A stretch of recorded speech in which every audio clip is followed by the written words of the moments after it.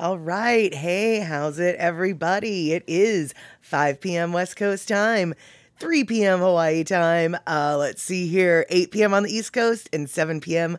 for our Central Time folk. I see we've got Darlene in the house. Good Wednesday to you as well. And Rick, yes, indeed, one of those 720p broadcast days with the gear. You know, Rick, I'm starting to wonder. I had some weird twitchy things going on, and I'm wondering... Like, I thought I was broadcasting at 1080, but I wonder if my little settings got weird. I guess this isn't really a topic for anyone but me to care about, but I'm going to have to look into that. Before I look into that, though, I do want to say, hey, Kenny from the Hove, how are you doing today? And thank you so much, Darlene, for the notice of the shirt. However, it is not ice hockey. Look at what that is. Those are wheels on the feetsies. That is right. This is my MRDA, Men's Roller Derby Association t-shirt. And I figured, if nothing else, maybe we can talk a little bit about men's roller derby. I've got a couple videos in regards to the men's scene. Poppy Shaney in the house. Good to see you. Yes, that is right, you guys. Not only does roller derby have teams for women like you associate with, roller derby also has teams for men. They have teams for juniors, and they have mixed gender leagues. So co-ed derby is absolutely a thing. Not only is co-ed derby a thing in the junior level, for the most part, most of the roller derby teams are co-ed. Not because of any kind of nefarious plan to take over girls' sports, but because there's not enough boys generally to create a team for only boys. It is a great dream of the derby community to bring enough younger kids, younger boys into the fold to eventually create a boys-only roller derby league. But unfortunately, that's not the way it is right now. So right now, when it comes to juniors who want to skate in roller derby, there's basically, if you're a girl, you have two choices. You can either skate on a roller derby team that is girls only, or you can choose to skate on a team that's co-ed. And the boys, of course, they do not have a choice because there isn't a boys only league yet. Like I said before, this isn't any kind of nefarious plan for boys to take over girls' sports. It truly is a case of the numbers aren't here yet to have enough boys involved in the sport to create a league of their own, as it were. So let's see here. And Kenny from the Cove, your first crush as a young lad was a roller derby woman. Nice. There you go. All right. Well, we've got the chat starting already, but we probably should at least pretend to do an intro. So let's get the party started.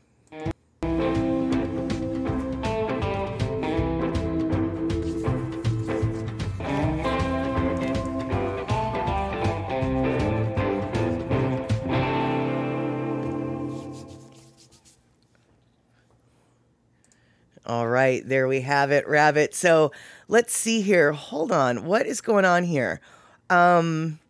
So Rick is telling us that there's the Geminid meteor showers late this evening. I'm not sure what direction of the sky you need to be looking in to catch that. I do know that the likelihood in the Seattle area of catching this meteor shower is slim to none. We've got some clouds, but Poppy Shaney, well, he might be in an area that doesn't have the clouds, what with California being California. Rick, what direction? Look up. Okay, I can do that. Fantastic. Okay, you guys, that's awesome. All right, so let's see here. Okay, I can't tell you how happy I was about the last stream. You guys really did teach me a lot about the footballs, and a couple people sent me emails later on more fully explaining things like a touchback. And so I actually have my mind sort of wrapped around that situation. But but I definitely know, especially after Kenny from the Cove left a comment on the YouTube rerun. Yeah, there's a lot about football that I have no idea about. He left a long ranting list of words, words that were meaningless to me. But I'm sure anybody else who read them was like, oh yeah, oh yeah, oh yeah, oh yeah, oh yeah. Whereas I was like, oh no, I don't know. But the one thing that I do know, yes, that's right, back to the roller derbies, I do know a little bit about roller derby. So what I'm going to do today for the beginning is I'm going to brag about one of my first roller derby experiences, or rather brag about a person who was involved in one of my first roller derby experiences. Prior to this experience that I had, I'd only seen roller derby being played by women, and the idea of men's roller derby was a little bit intimidating. So I went and I watched two men's teams playing against each other, and there were two players who stood out amongst the crowd, and one of them was a gentleman named Quadzilla LK. Quadzilla LK is a guy who, he's 51 years old now, still doing roller derby. He has been involved in the roller derby scene since he was a child. His parents owned a roller rink in Tacoma. He was part of the training crew for, we watched this movie at Satterbox at the cinema called Roll Bounce. It was a movie about skating back in the 70s. Well, he was actually one of the people that helped to train the crew, or train the actors, excuse me, in the choreography, etc. He's a well-known jam skater. He has his own skate line, and basically, I would like to share with you the awesomeness that has to do with the roller derby from the men, and I would like to share with you. Now, this does not have any sound, partially because I don't know why it doesn't have sound, but also, even if it had sound, I'd be muting it most likely because there's copyright music in it. But there you go. Let me introduce you to Quadzilla LK.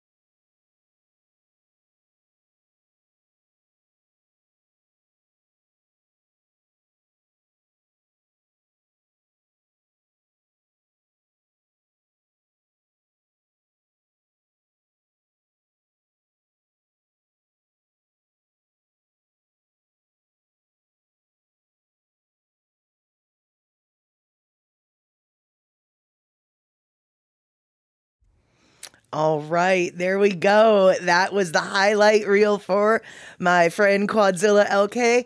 Now, for those of you who are wondering, where the heck is the sound? The sound didn't come through on the broadcast. I don't know why. But as I mentioned, I probably would have muted that sound anyway because I know that there was copyrighted music on there that would have gotten me a copyright strike. That being said, I might show another video today that will get me a copyright strike as well. So, we'll see.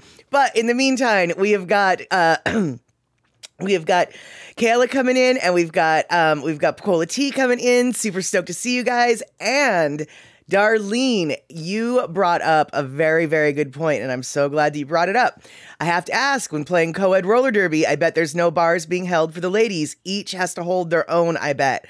That is exactly true, because here's the reality of it is this. It's a full contact sport on 8 wheels, which means it's inherently dangerous in and of itself.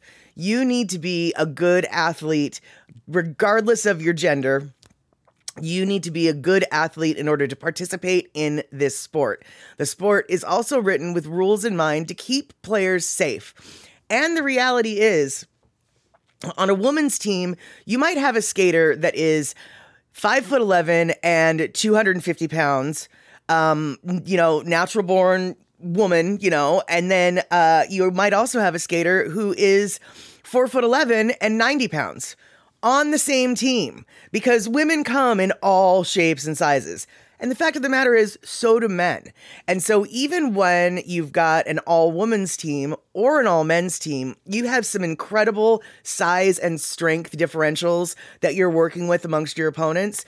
And so the rules are stated like, you can hit somebody, and if it doesn't make an effect, then that hit isn't illegal. You can also hit somebody perhaps with the same amount of force, and if it sends them flying out into the crowd and it was deemed an egregious hit, you can get expelled. So you need to sort of judge your own strength, etc. when doing defense or offensive moves. And absolutely, Darlene, no cheap shots. In theory, the cheap shots are generally considered penalties. Cheap shots would be things like tripping a skater or elbowing them or hitting in anything to do with hitting in the face or head area. And Kayla, what happens if the other team decides to push you over? Well, it would probably be considered a forearm penalty because the penalty would be you're allowed to block with your forearms, but the moment you use your forearm to push someone away, you absolutely have created you've penalized yourself. You're not allowed to grab anything on your opponents. It's just not the way it works. So Poppy Shaney, is there a penalty box in roller derby? Yes and no. On flat track roller derby, which is what you just witnessed, there is a penalty box. And on flat track roller derby, if you commit a penalty, the referee will call your color team or the color of your team, your number, and then do a hand signal for what penalty it is that you committed, and then you will be sent to the box for 30 seconds. And if the jam is over before your 30 seconds is done, then you're going to start the next jam sitting in the box for the remainder of your 30 seconds. Now, banked track roller derby, which is what most folks think of when they think of roller derby. Banked track roller derby doesn't have a penalty box. Banked track roller derby just has the bench. Because here's the deal. If you're in the middle of in the middle of a play, in the middle of a jam, basically, and you commit a penalty, it's very unsafe for the referee to say, "Hey, red 6, cutting, get to the penalty box." Leaving the track creates a whole other set of dangers on the bank track. So instead, if you are on the bank track and you commit a penalty, what that means is you get to sit on the team's bench for the next play, and your team doesn't get to field anybody because essentially you have put a body in the penalty box, even though your penalties are served in the next jam, which it basically means your team plays one player short. How do you score points in roller derby? That is such a great answer, or great question. And I will be getting to that momentarily. Let me see what we've got here. Let's see here. So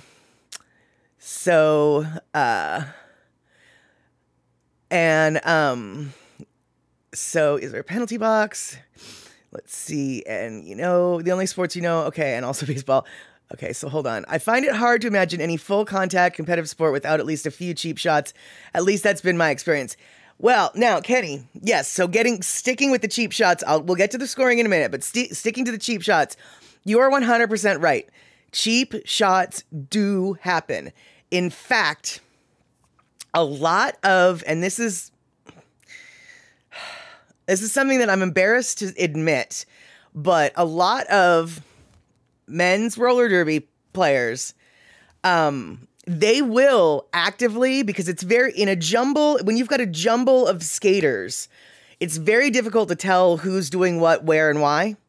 And so men have a tendency to try to grab their opponents between the legs, or pinch their inner thighs. So there are absolutely cheap shots. Many of the people, the jammers are who score the points. They're the ones with the star on their helmet. We'll get into how they score points. But many of my friends who are jammers, after they come back from a particularly brutal tournament weekend, their inner thighs are so bruised up with illegal pinching and grabbing and grappling that that they can barely walk. And so absolutely there are cheap shots. But oddly enough, it's usually the men on men that do the cheapest shots. And I really think that it's really awful that that they do that, but they do that. And no hair pulling. This roller derby is actually a legitimate sport in the sense of there's no, unlike, all right, let me backtrack. Worldwide Wrestling Entertainment, WWE, they put themselves through incredible physical endurances. However, the fights are scripted. They do know who's going to win at the end. They've got a storyline that they're blah, blah, blah. I am not saying that the sport of professional wrestling is fake. All of the injuries are real. All of the hits are real. It is a real full contact sport, but it's a little bit different than the traditional sporting. And roller derby is more in the traditional sense, in the sense that there's no storyline, there's no drama intended. It really is, there's no fighting in roller derby. If you fight, if you pulled someone's hair, if you threw a punch, you are out. Not only are you out of the rest of that game, you might be out for a few more games. Like the officials do have the power to say, you're done for today, and you're not going to play for the next 2 bouts, kind of thing. So, so you're not going to see that in legitimate roller derby. There is an offshoot of roller derby that is all about the fun, the showmanship, et cetera, and you might see some of that in that. But in when it comes to officially recognized gameplay by Men's Roller Derby Association or the Women's Flat Track Roller Derby Association, no, there will be no hair pulling. And Poppy Shaney, have a great rest of your week, and have a wonderful, wonderful dinner. We will see you. We'll see you later. And let's see here. Hi, I am Normal25. Yes, it's the jellied eels person, but we're talking about something different today. So let's see here. All right. So, let me see if we've got, let's see here. Rick, it has to be an offsides penalty, right? Or the lurkers could just wait to guard the play. Well, I don't know exactly what you mean by waiting to guard the play, but there is the closest thing to offsides in roller derby is what's known as a broken pack. So I guess I'll get into that and just when talking about scoring. And let's see here. Kenny from the Cove, do they keep stats on a player's penalty time like penalty minutes in hockey? Absolutely they do. And in fact, after 10 minor penalties, after 10 visits to the penalty box, you get kicked out of the game. So you will be expelled from the game, ejected from the game. I can't remember what the exact terminology is, but yes, we keep stats on the minutes. We keep track of so many things in roller derby that even though there are only 10 players on the track, there are 7 referees and 14 non-skating officials for every bout. So you literally have, let's see, you've got 10 skaters and you've got 14 and 21. So you've got literally more than twice as many officials keeping track of stuff for the teams as you've got people playing on the track. So let's see here. All right, good to see you there. Hi, I'm Normal. Now you get to go night-night, so go night-night. We'll see you soon. Hey, E-Music, good to see you here. And let's see here. Are some fouls worse than others, or would you get kicked out sooner than 10 offenses? Yes, good question, Darlene. There are some things that will get you expelled right away. If you put an elbow to somebody's face purposefully, elbows to faces happen. But if you knowingly, willingly, and you initiate contact with your elbow to someone's face, that is considered an egregious penalty. And all egregious penalties will get you kicked out right away. And it's the egregious penalties that can also get you kicked out of future games. So if you get 10 penalties in a game and you get to leave the game for the rest of the game, you get to leave the, area for the rest of the game, it's fine. Just this game you're going to be sitting out the rest of. There's no risk of you getting kicked out of further games because you had 10 penalties that just happen to happen.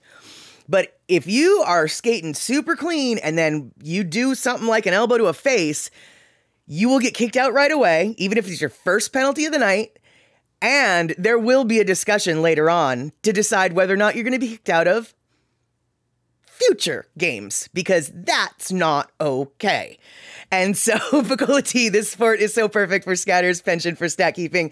Oh, honey, you don't even know. Yeah, the stats packets that have to be printed out and filled out for every single bout, it is pretty intimidating. And I used to be the one that was like in charge of doing all those things and then data entering all the stats into the spreadsheets to then send to the governing body to show just, we were doing it all right. And so, yes, there are definitely rules. It's not just a go for all no matter what. And Kenny, so kicked out of the game, like for the season or what? Yeah.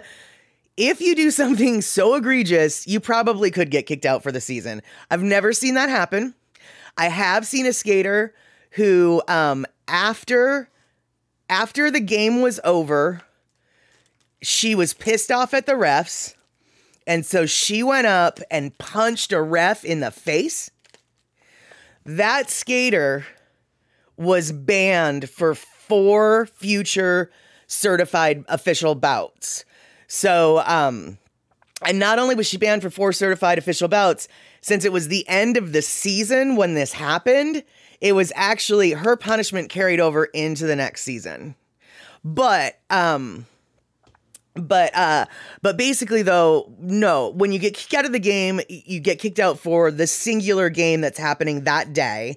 And then, like I said, if it was an egregious penalty that got you kicked out, not just an accumulation of little things, then he or she will have a meeting with the head refs, the captains of both the teams, and blah, blah, blah, blah, blah, and a whole bunch of people. and they will decide if your punishment if what you did was so bad that you need to be held out of the next game or the next game. Or, like I said, I've only seen a skater who punched a referee outside of gameplay. I mean, it was egregious. She got kicked out for 4 games. That's the largest suspension I've ever seen. So there you go. I don't think you'd ever get kicked out for the season. On the other hand, it depends on where you are in the season, I guess, because had there been 4 games left in that season, then she would have been kicked out for the rest of the season. But that's just happenstance, if that makes any sense.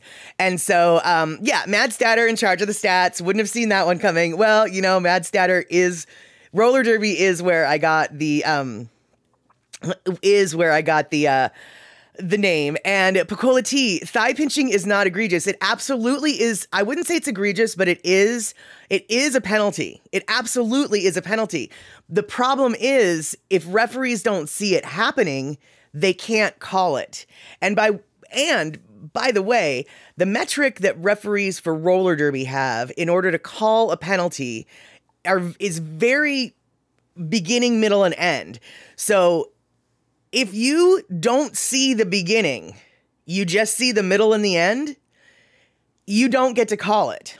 For instance, my best friend Dell, he was a roller derby referee, and he was refereeing a co-ed game.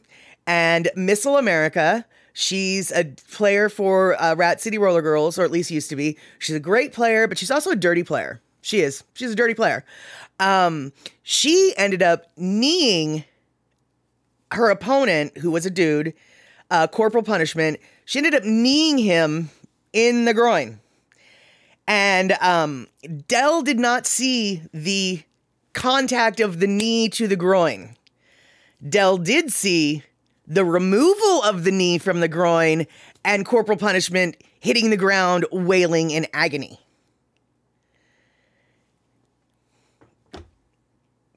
He couldn't call it. Oh, he wanted to. But there was nothing to call. He didn't see the beginning, the middle, and the end. Now, the referees did, even though they couldn't give her a penalty. And by the way, had he seen the beginning, the middle, and the end, that would have been a penalty that would have gotten her kicked out. So in the brouhaha of trying to figure out if they're going to call a penalty, can they call a penalty, blah, blah, blah, they realized, okay, they can't call a penalty because the only referee that saw the action did not see the complete action. That being said, all the referees skated over Missile America and they were like, look, you lucked out, but don't do it again because you know what you did, and you know that if we'd seen it, you'd be out of here right now. So we're watching you, kind of thing. And so, check the replay tape. Gosh darn it, Rick, I really wish that we could, but most of the bouts don't have filming like that. However, the bouts that do have some filming like that are generally the championships, the semifinals, and the finals of the championships, right? Well, there was one year where that they did have the tapes. And they made a mistake. They realized they made a mistake, but at the same time, it was an awesome thing that they did. So the people in the venue obviously didn't have access to the replay tapes. But the people that were watching it online at the live stream, during the official reviews for this, that, and the other thing, the streamer would replay the action of what that penalty was, like this is what caused the penalty. And now we're discussing whether or not the penalty was right or not. So then the home audience would have the luxury of seeing the tapes replayed. The referees didn't, And so that was a bad situation. And they only did this for one season when they realized, oh, we need to not do this. But the ironic thing is even though the referees had no access to the replay tapes that the home audience were getting to watch, every single one of their calls still stood because the tape did back it up.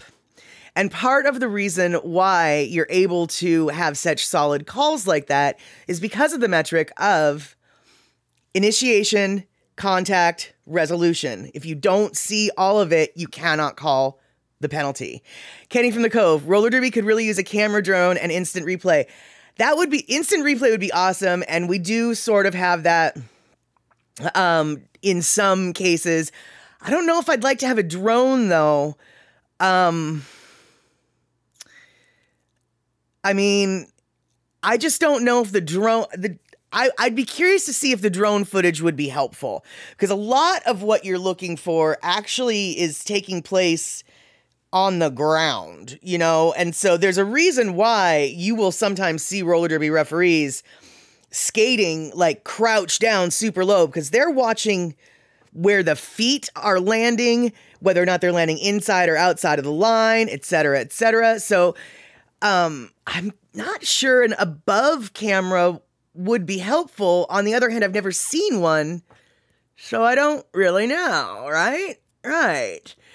And Darlene, how many years or seasons did I partake in roller derby? I think it was 2009 when I got started.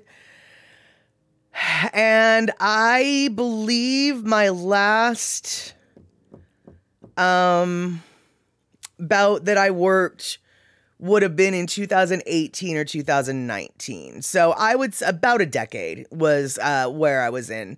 Yeah, about a decade. And let's see here. Rick, you were just watching some big wave surfing at Pipeline today. Must have been 6 or more drones flying over. It looked like they needed bug spray. That's hysterical. Hey, C Honda, good to see you. We're sitting here. I'm babbling about roller derby because let me tell you, I could talk derby all day. And let's see. Before I get into the let's see here. Before I get into the most important thing, all right, I wanted just to make sure that I didn't miss anything. Yeah, Darlene, I definitely I've seen roller derby from several different angles. I started out to train as a skater, broke my ankle, so that was not going to happen. Then I became a non-skating official. And I was a non-skating official. I was a head official for several different leagues. And then I started heading tournaments across the state, well, and into other states too. And then I eventually left the official non-skating official world, and then picked up the mic and started announcing for roller derby in the last few years of my my career. So I definitely have seen the action from all the angles, as it were, and and so, all right. So for those of you who don't know nothing about nothing when it comes to roller derby, so that's pretty much everybody. Let me just do some very basicness. Okay, you have got. You're on a roller, you're on a flat. Now this is flat track roller derby, by the way, you guys. Okay. So you're at a roller rink, and on the roller rink, you've got, basically a track, sort of like a running track. It's an oval that you're skating around, and you've got a starting line, basically, that the jammers have to start behind. And then you've got another line a little bit further up the track that the rest of the skaters have to start behind. Each team has 5 people on the track at one time. So there's 10 people total. 4 of the people, their job is to block the opposing jammer or help their jammer get through the other 4 people. So you've got 4 people trying to block the opposing jammer, but then the same 4 people, they're trying to help their jammer. So they're playing both offense and defense at the same time. So you've got the whistle start, and you've got the jammers, and they're the ones who try to score the points. The jammers are behind the larger pack of people. The jammers are the ones with the stars on their head. What happens is the jammer They start the whistle. The jammers try to make it through the pack of all those 8 blockers. Some of them are trying to help them through. Some of them are trying to block them from getting through. And so then once the jammers, boom, break the pack, they then go around the rink again, and then they try to break through the pack again.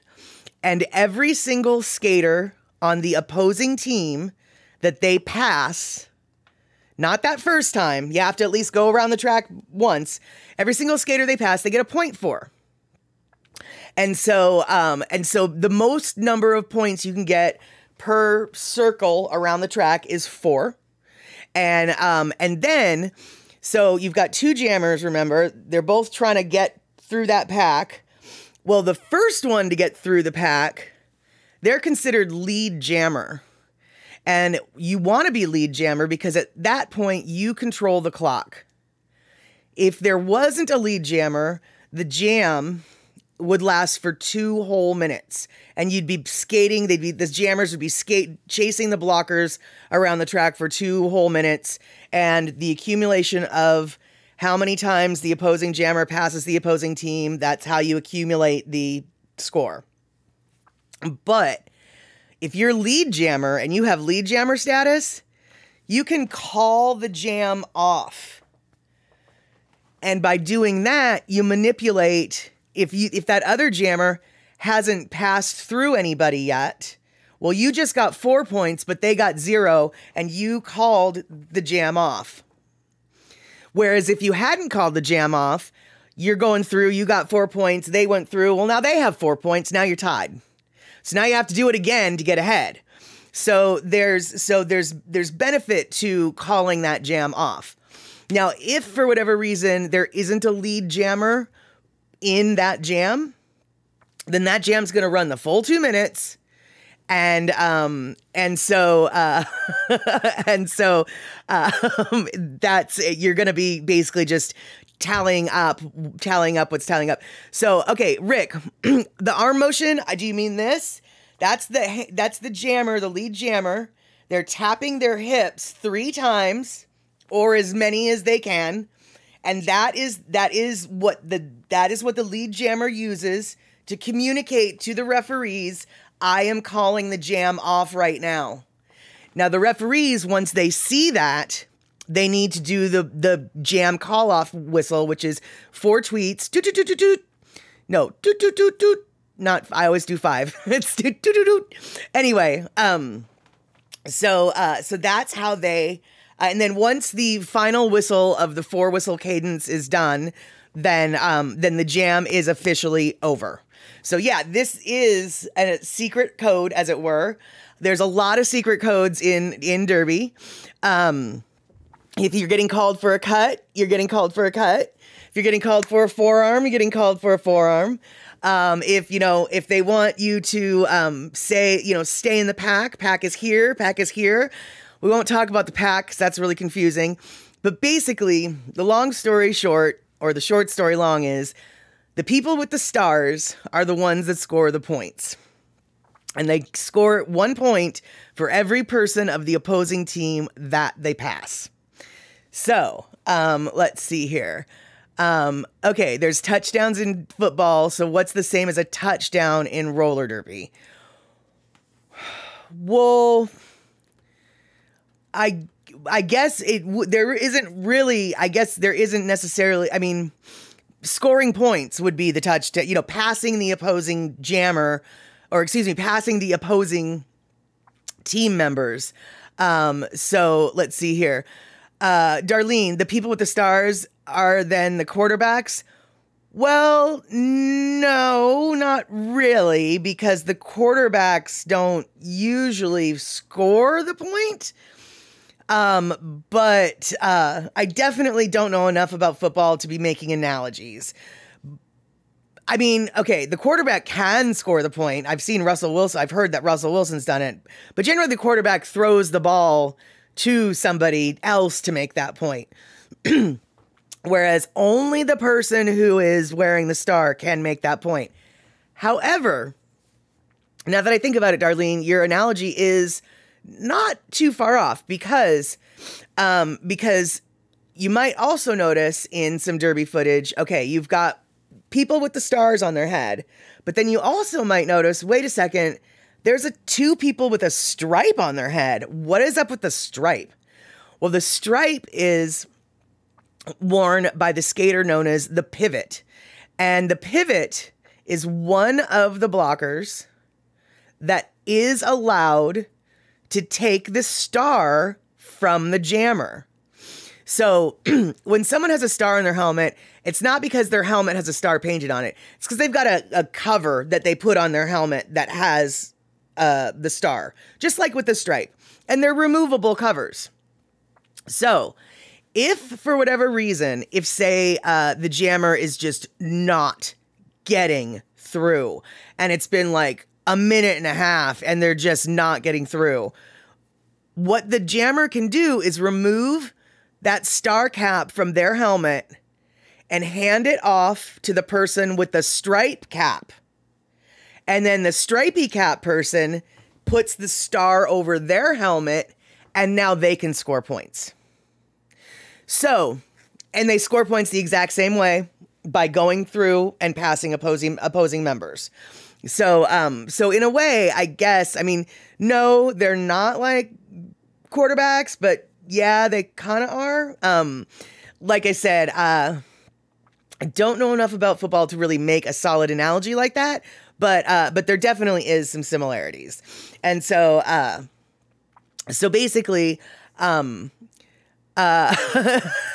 derby seems really hard to understand. Yeah, it can be. And, you know, it's funny you should say that because there was a King of the Hill episode where Peggy and Luann joined roller derby. And so they do a little, you know, you get to see King of the Hill's version of roller derby. And there's a scene where there's people in the crowd talking about roller derby and how confusing it is. And someone asks this roller derby fan, how do they keep score? And the guy says, well, no one really knows, but you see, and he goes off on this long convoluted thing. And even though I know how roller derby keeps score, there's more truth than I care to admit in, well, no one really knows, because there's a lot of moving parts when it comes to roller derby. But much like roller derby, much like football, if you sit next to somebody who knows what the flying fork is going on while it's going on, then you actually can, like, you can make some sense out of the chaos. And Darlene, you already understand more than you think more than you know. So then if that striper person is in a better position, they can do the move. That is exactly it. If the striper person is in front of the pack and the jammer is behind the pack, but they can still reach each other, that is exactly when you want to pass the star. And so, see, Honda, what do you look for in jammers? Very good question. And every single team has a little bit different of a logic. Sometimes jammers are the most successful when they're the tiniest person you could think of, which makes no sense. It's like, how is this tiny person supposed to go through this line of refrigerator parries, right? You know, these linebackers, basically. Well, they can because they're fast and they can get really low. On the other hand, some jammers are super successful because they're that huge linebacker. And when they've got momentum, they can bust through whatever wall you've got in front of them. And so what you're looking for in a jammer is speed and agility. But in regards to size, you would think bigger would be better, but tinier oftentimes gets the job done.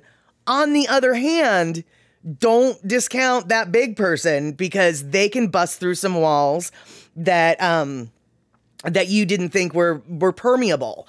And so what you look for in a jammer, well, what you really look for in a jammer is someone who wants to be a jammer because there are a lot of skaters who are terrified of being a jammer because basically you're the one who's getting beat up. You're the one that everybody is after. And if you're a dude, well, I've already told you what can happen to your inner thighs. So there you go. And Kenny from the Cove, Refrigerator Perry was a defensive lineman during Chicago's fluke season. I know that, actually. In fact, I do believe there was a song called the Super Bowl Shuffle that was created because of him. And we were just talking about him at the bar the other night. So let's see here. So what happens if a player and another player like hit in a fight? Like, would they have to be in penalty? Because let's say they decided to pull each other's hair. Let's see here. I feel like I've seen that happen. I saw it happen with MRDA, and it wasn't hair pulling. It was outright punching. Two skaters, opposing teams. Absolutely. Boom, boom, boom. They decided to get into fisticuffs in like the first 30 seconds of the bout. It was ridiculous. And not only did both of them get penalties, both of them got kicked out of the game. They couldn't play for the rest of the game. Now, the ironic thing was, by halftime, the two players that were in the fight with each other, they were drunk and they were best friends. They were arm in arm, just loving each other like nobody's business. So things do get intense on the track. But basically, if you're going to get intense and start throwing hands in ways that you're not allowed to throw hands, you're going to get booted. You're not just going to get sent to the penalty box. You're going to get kicked out of the game. And let's see here. Yeah, exactly, Rick. I do know this about Refrigerator Perry. They gave him the ball on the offense on the 3 or 4 line, and he walked it in, apparently, like 6 people hanging off of him or whatever. So,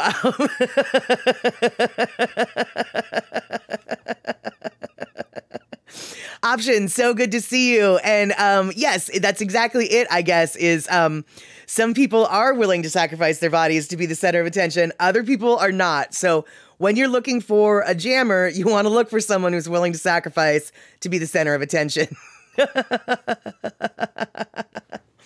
Darlene, you'd think it'd be hard to pull hair with helmets on unless long hair hanging out. Yeah, and for the most part, the long hair isn't really the long hair is, in ponytails or, there is long hair that hangs out of the helmets for sure, but it's not, you'd be catching the end of it, so you're not, in the realm of hair pulling techniques, that's probably one of the least effective fighting moves to do in roller derby would be the hair pull. That just is, if you could grab and then control, the way a good hair pull would, but you're not, you're just grabbing the ends. It's just not, it's not really an effective fighting move in that circumstance.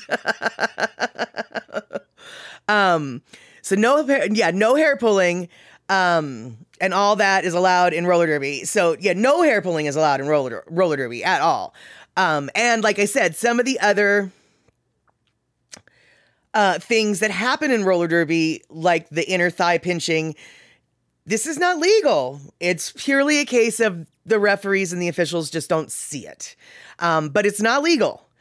But, if you ain't caught, it ain't illegal, right? Right. So how much time does each player get to play in roller derby? Like, is there any timeouts? No. As a general rule, you could play roller derby. Okay. There are timeouts.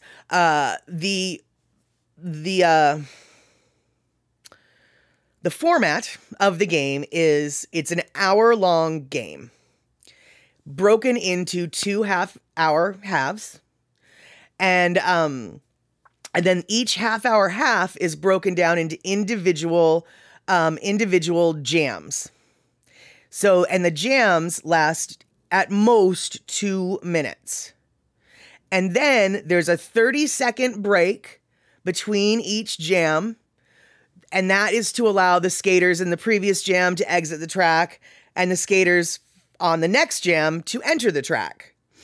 So, now that's if the jams are, now jams can be up to 2 minutes. Remember, if you've got a lead jammer, they can call off the jam at any time. So jams don't have to be 2 minutes. In fact, they usually aren't. A 2-minute jam is an exhausting jam. As a general rule of thumb, the lead jammer at some point will most likely call the jam off early. So you've got the 30-second breaks between gameplay. But then, if you've got a situation where there's an injury, someone didn't like a call and wanted to request an official review, etc., then the referees absolutely can call a timeout. Now, you're saying if a person gets hurt, then they can substitute that person. Yes and no, but yes. What happens if somebody, okay, so for each jam, you're going to have 5 players, one jammer, 4 blockers. And then for the next jam, chances are you're going to have a whole new set of 5 players.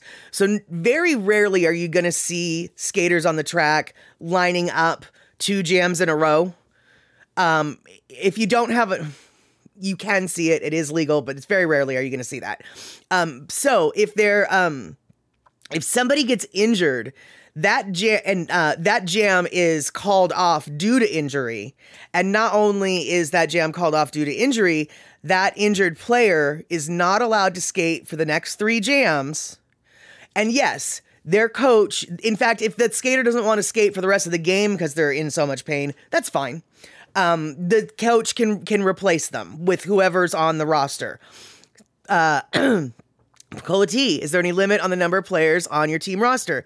Yes and no. You can have as many players on your team as you want. However, come game day, you're only allowed 16 skaters. Now, some teams come to game day with only 9 skaters. Some teams come with the full 16. And ideally, you want to come with the full 16 because if somebody gets hurt, you want somebody to be able to come in and replace them. So there's no maximum or minimum amount of time a skater has to play in about. In fact, you can be on the 16 roster and never skate in the entire game. You're just sitting there waiting for somebody else to get injured to go on. You're sort of just their backup. But 16 is the maximum that you can have. And Darlene, how many are allowed on the track at the same time? 5 players from each team. So, and remember, 4 of them are blockers. And then 1 on each team is the jammer. And the jammer's the one who scores the points. And I think you should, Kayla, try roller derby. And it doesn't mean that you have to. What I think you should do, and I don't know where exactly you're living, but look up any local roller derby leagues and see if they've got any scrimmages that they do, and go in and watch a scrimmage, or maybe even ask if you can help with the scrimmage, being a non-skating official. Non-skating officials do all sorts of things, and some of the positions are so easy. Like, for instance, you can be a penalty box timer. And so I wear glasses too. And a non-skating official, you're not going to see any action. What you're going to be doing is you're going to be sitting behind or standing behind the penalty box. And when a skater comes in and sits their butt down on the seat, you start the stopwatch. And when 30 seconds is up, you then tell that skater to leave. And that's your job. That's your entire job, is just telling, and 30 seconds is gone, blah, blah, blah, blah, blah. So, so you totally could, get to see, if you're working the bout, you get to see it front row, but you can at least get a feel for what it is. Well, see, okay, right. But you're just scared that you'd, get hurt and trip, but you wouldn't. You'd be on your regular shoes. You wouldn't be on skates. A non-skating official does not wear skates. You're wearing your regular shoes. You're just standing there with a stopwatch in your hand. Or if you wanted to keep score, you'll be sitting there behind a desk. You won't be, you won't be anywhere near the action, so to speak. You'll be great view of the action, but you won't be a part of it, as it were. So really, if you are interested, some of the officials, the non-skating officials, are exactly that, non-skating. They don't have skates on. The referees absolutely wear skates, but the person who starts the jam, who keeps track of penalties, who does the scorekeeping, who runs the scoreboard, who times the penalties. None of these people wear skates. There's no reason for them to wear skates. And so, yeah, most of the officials are skateless, as it were. And so let's see here. So really, but, you know, obviously that's going and getting really dirty when it comes to figuring out roller derby. If you don't want to go help at a scrimmage, go find where your local team is. The roller derby teams now are starting up again. After COVID's 2-year lockdown, the sport took a huge hit in participation. There's been no scrimmages, there's been no practices, there's been no bouts for the public, there's just been a whole lot of nothing for the last 2 years. Well, now leagues are starting back up again. And so they're going to start having games, bouts for the public. And so just go, and I'm sure all you'll need to do is find somebody wearing roller derby oriented clothing, sit next to them, tell them you don't know what the flying fork is going on, and chances are they're going to talk derby to you. Because if it's one thing that a roller derby person loves to do, it's talk derby. And so, and Darlene, Rick, I don't know if it's still happening, but there used to be a tournament in Milwaukee called the Brouhaha. And if the Brouhaha is still happening, I think that would be a great roller derby experience. It's a multi-track tournament. Men and women both participate. Teams come from all over the country. So you'll be able to see some great derby from different parts of the country. And different parts of the country have different styles of playing the game. And so, yeah, the Brew City Bruisers are the ones who host that Brouhaha. And so go see the Brew City Bruisers if you want, but if you hear about them hosting this tournament again, the Brouhaha, I really, really, really encourage you to go check out that tournament, because it's a multi-day event, and you'll be able to see all sorts of teams from all over the country. It's a really good bang for the buck. And if you sit down next to them and they get too shy to say hello, well, option, you know what? You're going to have to get over it, because they will love you. Like, the moment that you show interest in roller derby, you'll be part of the club. I mean, it's sort of just like with people here. If you say something, well, you're part of the Statterbox crew. And so, you know, you're going to be part of the derby crew if you ask the questions. And, Darlene, oh, great, here's a greenhorn. Well, I don't know if that's said with a positive tone or a negative tone, but you see, roller derby is such an obscure sport, and it's still growing, that the roller derby fans really, really want to spread this infection. this derby infection that's gotten into their brain. And so it's a case of like, oh, great, there's a greenhorn, now we get to teach him something, is really more the attitude, as opposed to, oh, great, here's somebody who doesn't know what's going on. And so let's see here. So the main goal for roller derby is you got to score points and go around the rink. That's basically it. There's a lot more details to it, but yeah, that's basically it. And so let's see here. Rick, option, just don't be wearing the other team jersey. Well, funny you should say that, because if you know enough to have a team jersey, then a team who's playing, then what you really want to do is look around the stands and see where your people are sitting. Because they do, as with all sports, that team sits over on in that area, and that team sits over in that area. But if you don't know anything about roller derby, then my best guess is you're probably not going to have a team shirt. And if you don't have a team shirt, or anything roller derby on you, then the roller derby fans will be happy to take you into their arms. And it looks like we have got Memphis Fan Forever rating in. Awesome, dude. We are talking about roller derby. I'm wearing my Men's Roller Derby Association shirt today. I don't have my Women's Flat Track Derby Association jacket out. I don't know where it went, but yeah, I'm repping the gear today. And let's see here. You remember that one episode of Hawaii Five-0? You think they're playing roller derby? I don't know if I've seen that one, but I would like to see that one. And let's see here. Okay. All right. So now that we have a vague idea about what roller derby kind of is, here is another highlight reel I've got from another guy.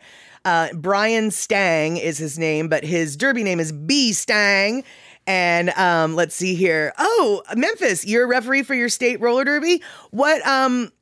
Oh, I don't know who. There's more than just one team in your state, my friend. Who are you a derby ref for? I cannot for the life of me remember who.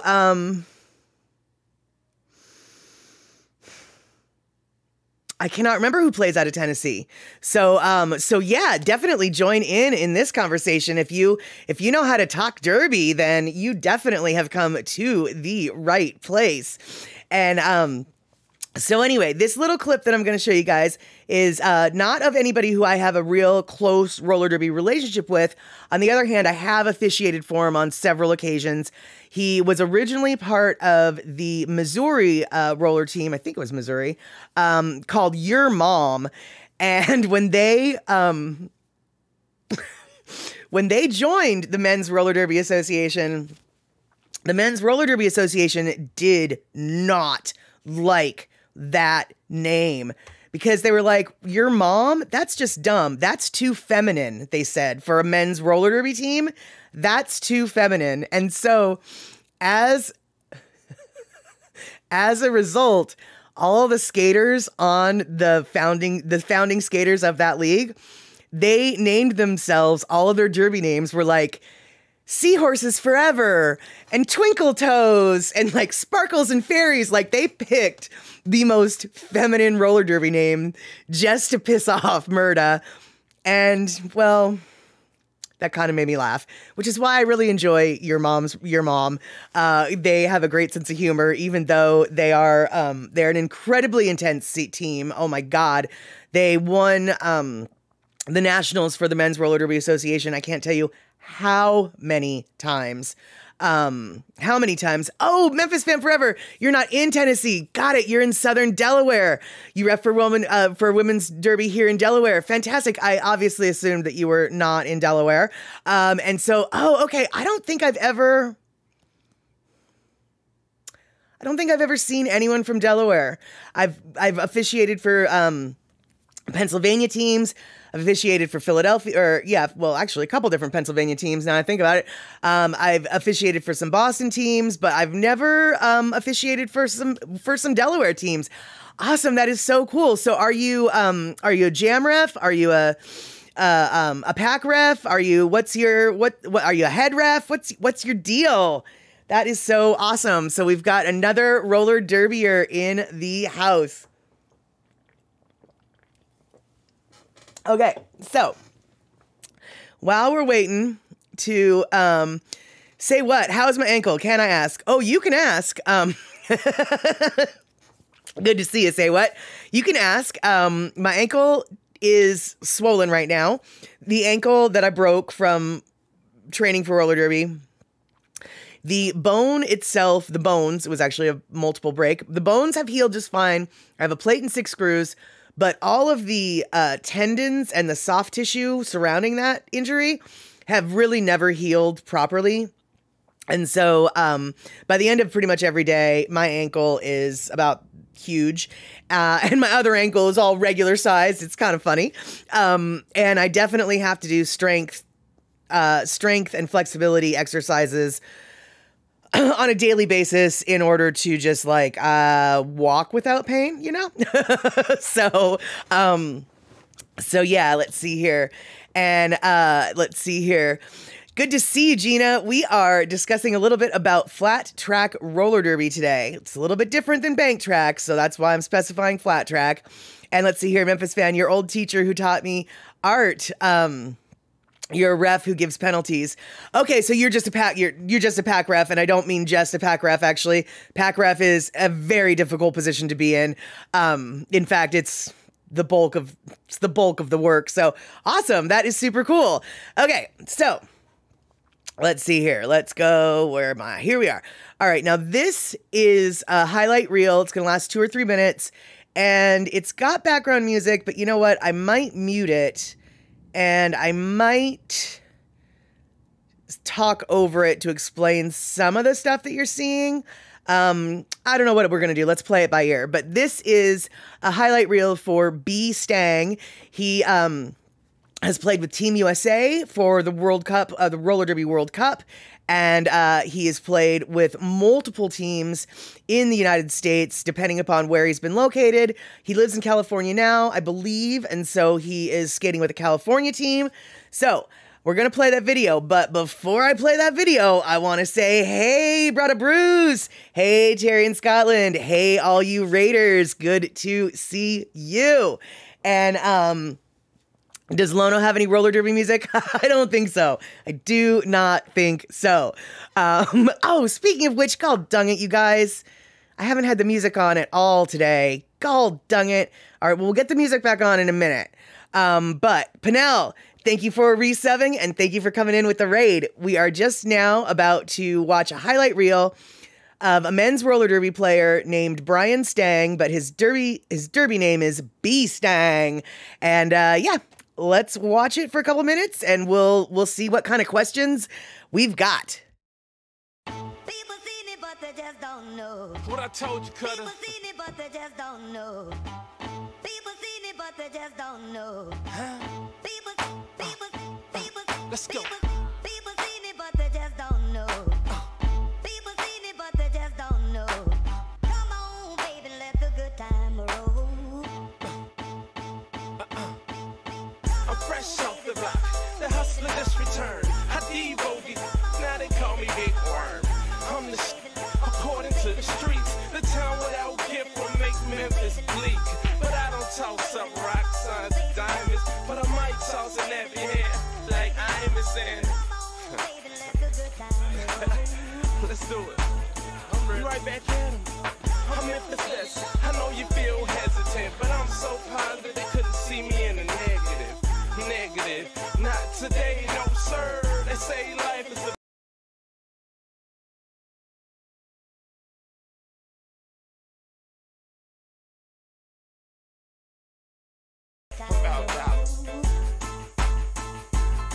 let's go. People seen it, but they just don't know. People seen it, but they just don't know. People seen it, but they just don't know. Come shining in.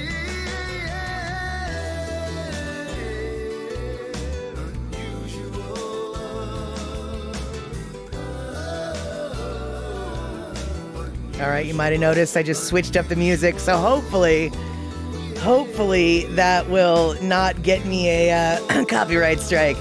So, so you have a question. Let's see here. Say what? Yeah, exactly. Nope, not at all like it was like on Channel 13 in the 80s. And let's see here. So I'll answer your question in a minute there, Kayla. I just want to see if I can show what it means. Let's see here. All right. So as you can see, Brian's got that star around his head, on his head. And I want to see if I can show you. There are plenty times where he is calling that jam off, that mystical, magical hand signal. But alas, I am not seeing anything like that there. So let's see if we can catch him doing something. Nope, just a lot of hitting. Just a lot of hitting. And so what happens if they go inside, like inside the rink? They basically just have to re-enter the track behind the skater that pushed them into the rink. They are not allowed to skate willingly and forcefully and intentionally into the rink. But if you get blocked into the rink, if you, get shoved into the middle, which is a very legit, which is a very legit thing that the blockers will do to a jammer.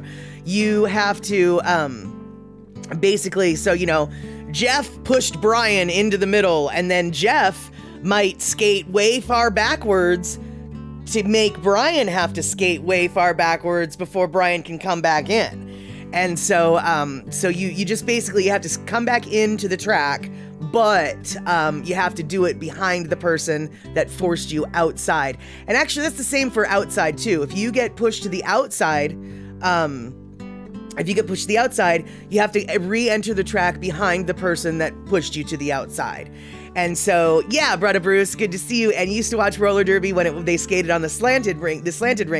Exactly. And the slanted ring and the flat track are very similar, but they also are a little bit different in the sense that you're never usually going to be forced to the outside, because the outside is is over the top. And like I mentioned earlier before you were here, when it comes to serving penalties, the skaters on the flat track don't have a penalty box that they report to during gameplay, whereas the skaters on the flat track do have a penalty box that they report to. As soon as the penalty is committed, they exit the track and they go to that penalty box.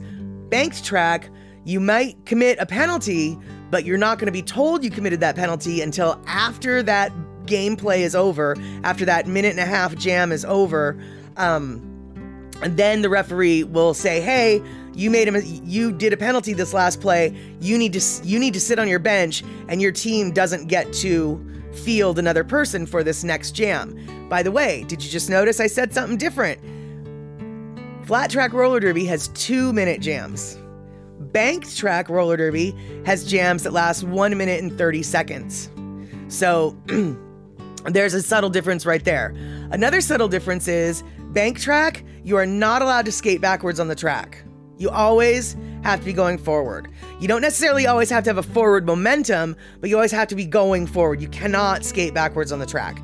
Flat track, you can skate backwards on the track. Like I just mentioned when explaining what you have to do when you're re-entering, the skater, you have to re-enter behind the skater that pushed you, and if that skater decided to skate backwards, well, you're gonna have to skate backwards with him, and boom, you're gonna have to enter behind him or her. And let's see here. Another question, let's say they go outside the rink, is that like out of bounds? Yes and no. It depends on how they got outside of the rink.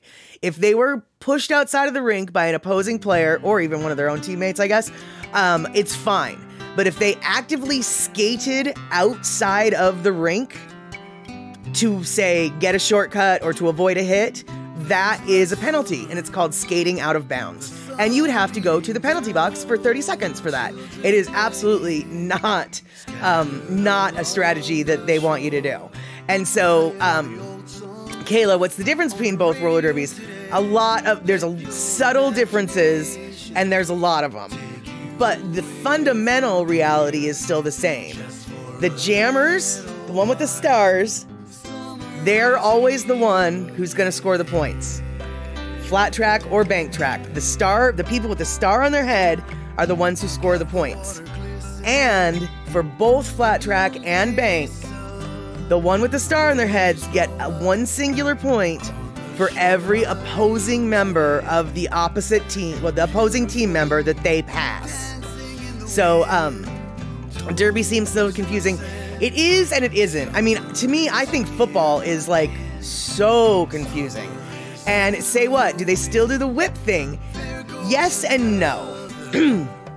Okay, so if you guys have ever seen the movie Whip It, you will notice that they do this thing called the whip, where one skater from, so a jammer is trying to get through and it's just not really working.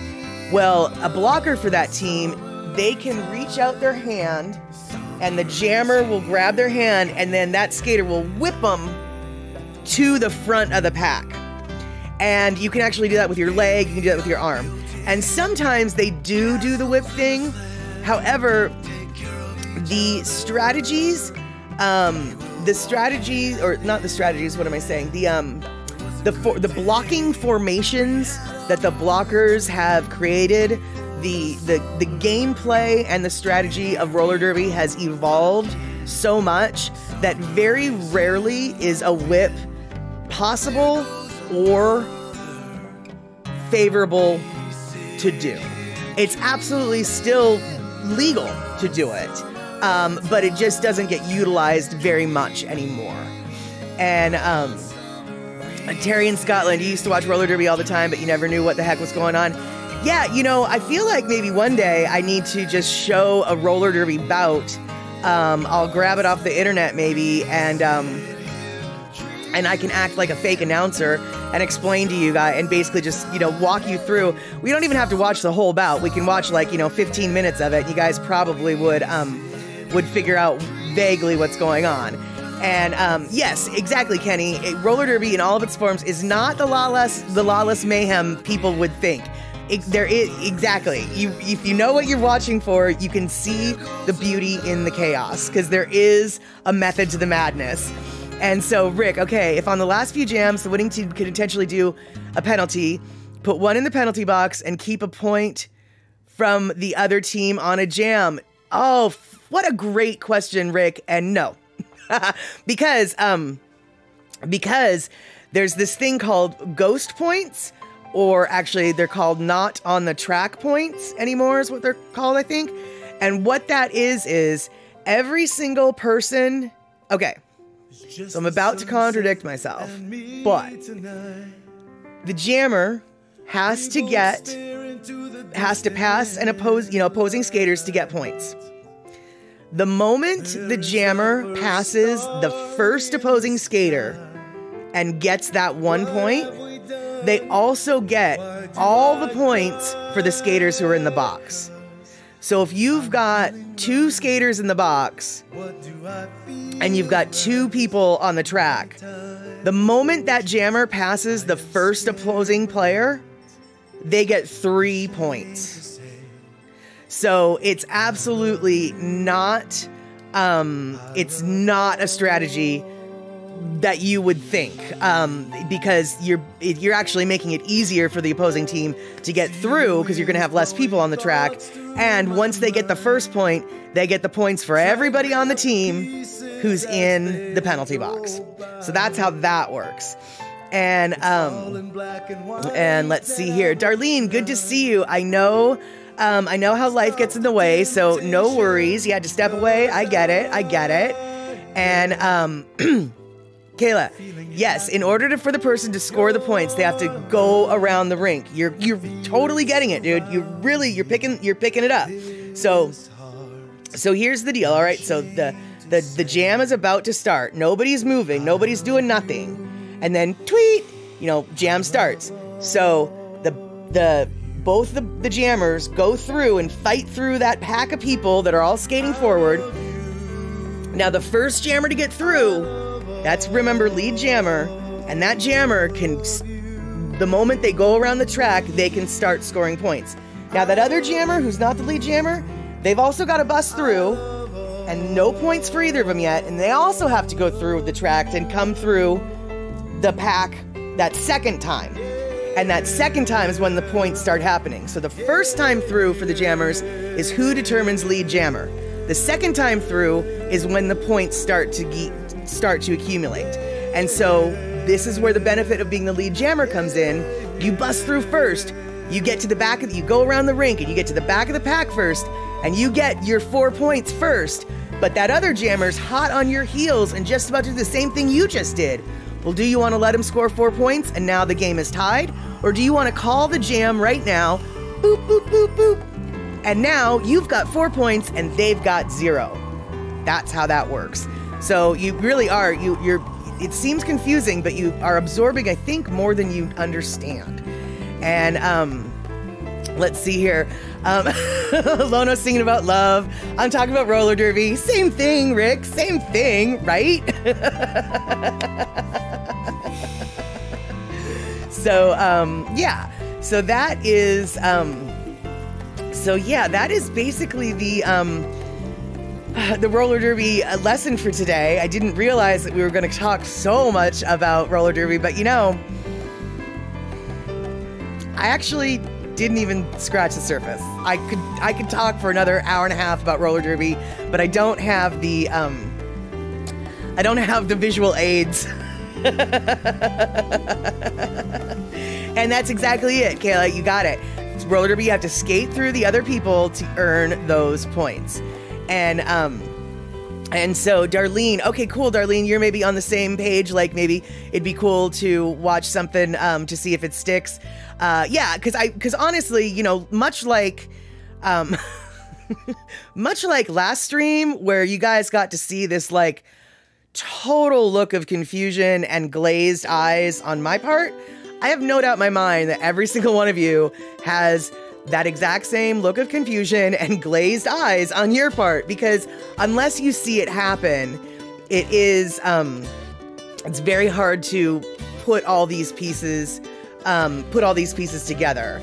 And Terry, how many points you get for applying an elbow to the jaw? Funny you should say that, because we already discussed this before the Raiders got in. You will not get any points. In fact, you will get booted from the game, and you might even have the privilege of being booted from all future games as well. That is an egregious penalty. That is 1000% illegal. And because the rules are written to maintain safety, any kind of elbow to face action is abso-smurfly not kosher. Absolutely, you will get booted. You will get booted. And I don't know what you mean by you can't like double team on a skater, because actually a lot of the, like, that is sort of the strategy. You generally will get blockers from the opposing team to double up to create what's known as a wall that will that's a little bit more difficult for the jammer to get through. So so I'm not sure what you mean by double team, but absolutely it is normal strategy and effective strategy to have all four of your blockers create a wall across the track so the opposing jammer cannot find a way to eke through. So the jammers do work together to block them, and there's just legal ways to block. You cannot, you know, you can do a little shoulder shove, you can do a hip check, you cannot trip people, you can't grab people, you can't elbow people, but there are ways you can move your body to block the other skater from getting by. So, so that's the, if I had the legal, if I had the chart of where and how it's legal to block, this would be so much easier to explain. I wasn't thinking about visual aids when I thought of this topic, so so we might revisit this topic with visual aids. And oh, good, Darlene, I'm glad that me talking derby to y'all can be deemed a little bit fun. And yeah, Rick, try search YouTube for roller derby. There is a ton of stuff to watch. Absolutely.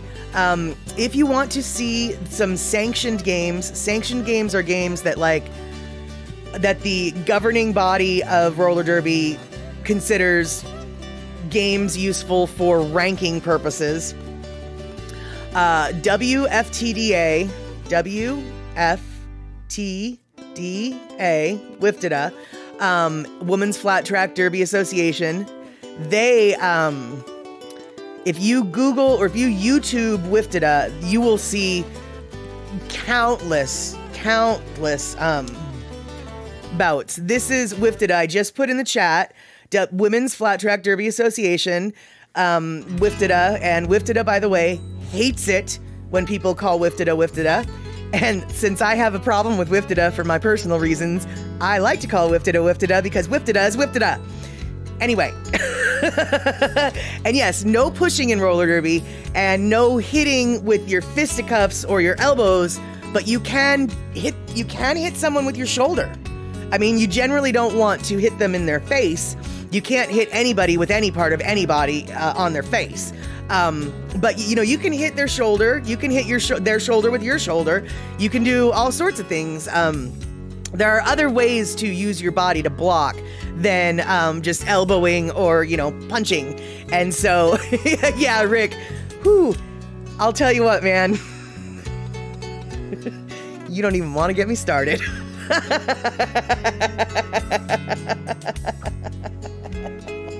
You don't even want to get me started.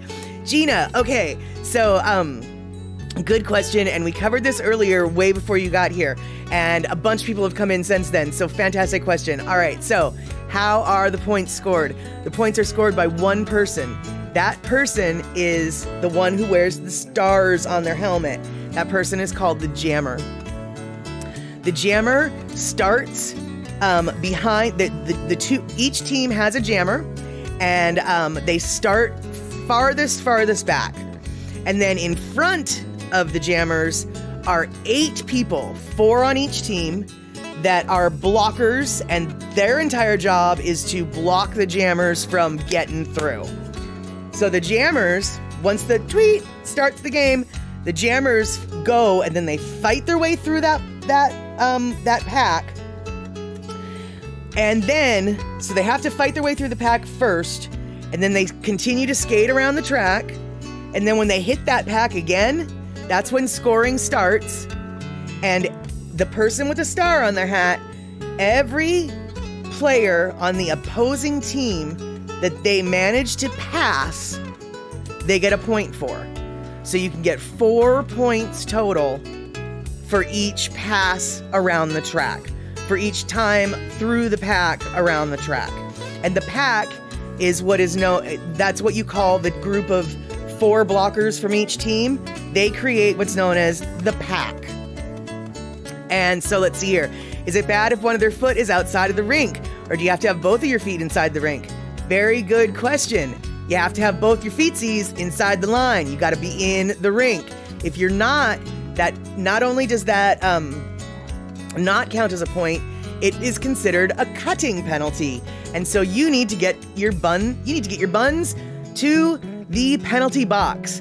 Now, if you go outside of the rink, if one of your feet does go outside as you're passing somebody, and the jammer's like, oh shoot, man, I'm not where I'm supposed to be, he or she, the jammer in question, can avoid a penalty by going back and re-entering the track well behind the skater that pushed them out of the rink. So there is a way to mitigate a cutting penalty if you notice that you did a cut. Now, if you didn't notice, because remember, these are just painted lines. There's no textural notification, right? You know, these are literally just painted lines. So you've got to have a crazy awareness of where your feet are. And so if your skate is outside of that line, you've cut, as Kenny just said. You got to skate inside the lines, no cutsies. That is exactly it. That is exactly it. And so, which is why it's really impressive when you see some of these skaters. One of the ways that they get around a pack that's all those blockers that are taking up that whole line, the whole stretch of the pack, sometimes they will jump around those skaters. And they are allowed to jump around the skater as long as the start of their jump was inside of the line. And when they landed, if both of their skates are inside of the line, that's legal. So you can jump around them, even if you, as you're airborne, are inside the track, as long as your skates never land outside the track. It's illegal. It's illegal. It's legal. It's a legal thing to do, is what I'm trying to say.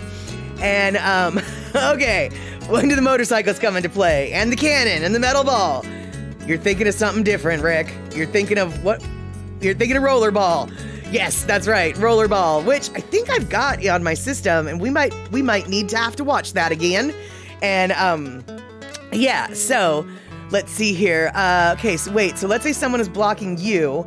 How do you and your jammer get past them? Skill, my friend. Lots of skill. There's lots of ways to get past them. You can shove your way through. You can go underneath. You can jump around them.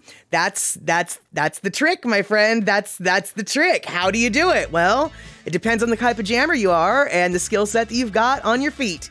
So we are running 2 minutes past the bottom of the hour, and you guys, I'm gonna have to turn it off because I could go on for hours about this. We can save the questions for later. I do think perhaps maybe next week or the week after, I might schedule a roller derby question and answer with visual aids, etc. Maybe maybe 15 minutes worth of a game to see if I can explain stuff to you all. But right now, I think we're gonna have to shut it down because I could go on for way too long and everybody's got a life. So let's wrap it up. But before we wrap it up, I want to remind y'all, Statterbox at the Cinema, Isle of Dogs. That's what we're going to be watching this Saturday. And Kayla, oh, you're dragging me back in. Okay, so only the jammer gets to score. That's true. While other people block the other jammers. That's half true. So your team is going to have both. So you're on, say, the red team, and you're the red jammer. Your red blockers, their job is to both help the red jammer get through, but also their job is to block the opposing jammer from getting through. So sometimes there's different strategies. Sometimes, like, they'll do a 2-on-2, like, hey, you two go help your jammer, and then you two go block that jammer, or blah, there's just different plays, basically. But you've got it. It's just, the blockers do more than just help their jammer. They also oppose the other jammer, and vice versa. So, alrighty, you guys. I think this might be it for now, even though, I could get started up in just a second. So, we are going to shut it down today.